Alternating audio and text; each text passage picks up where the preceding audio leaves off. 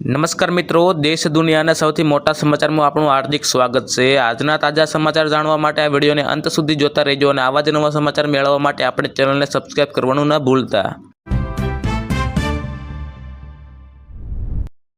તો મિત્રો સૌથી પહેલા વાત કરીએ તો હવામાન વિભાગ આગામી 2 દિવસ દરમિયાન ગુજરાતના કેટલાક જિલ્લાઓમાં હળવો અને વરસાદ અને વાદળછાયું વાતાવરણ રહેવાની શક્યતા છે। આ બદલતા વાતાવરણને કારણે ખેડૂતોને વાવણી માટે જમીન તૈયાર કરવા મદદ મળશે। કૃષિ વિભાગ ખેડૂતોને સલાહ આપી છે કે વાવણી પહેલા જમીનને તપાસ કરી લે અને તેમાં સારા ગુણવત્તાવાળા બીજનો ઉપયોગ કરવો।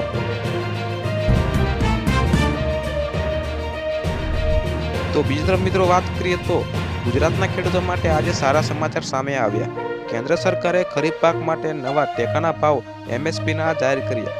મગફળીના કપાસ, તુવેર અને તલ જેવા પાકોમાં વધારો થતાં ખેડૂતોમાં ખુશી જોવા મળી।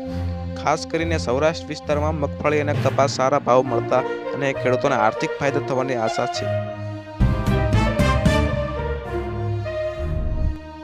તો બીજી તરફ સૌથી મહત્વના અને અગત્યના સમાચાર વિશે વાત કરીએ તો મિત્રો મિડલ ઇસ્ટમાં વધતા તણાવ અને ઓઇલના સપ્લાય ઊભા થયેલા સંકટ જોતા ભારતે અમેરિકા રશિયા પાસેથી ઓઇલ ખરીદવા માટે આપેલી છૂટ અને વિલંબ લંબાવવાની અપીલ કરી છે। આ છૂટની મુદત 16 મે 2026ના રોજ સમાપ્ત થઈ રહી છે। ભારતે વોસ્ટિંગ સ્પષ્ટ કર્યું છે કે ઓઇલ બજારમાં સ્થિતિ સીધી અસર ભારતીય તંત્ર અને સામાન્ય જનતા પર પડી શકે છે। હવે ગરમી વિશે વાત કરીએ તો ગુજરાતમાં ઉનાળાના દરમિયાન વધતા જતા તાપમાન અને હીટ એટલે કે લૂની સ્થિતિ ધ્યાનમાં રાખીને રાજ્ય સરકાર દ્વારા માર્ગદર્શિકા જાહેર કરવામાં આવી છે।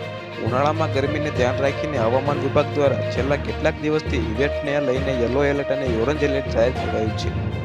તો મિત્રો હવે મળીએ એક નવા સમાચારની સાથે અને રોજબરોજના સમાચાર માટે અને નવી અપડેટ માટે આપણી ચેનલને અત્યારે સબસ્ક્રાઇબ કરી લેજો।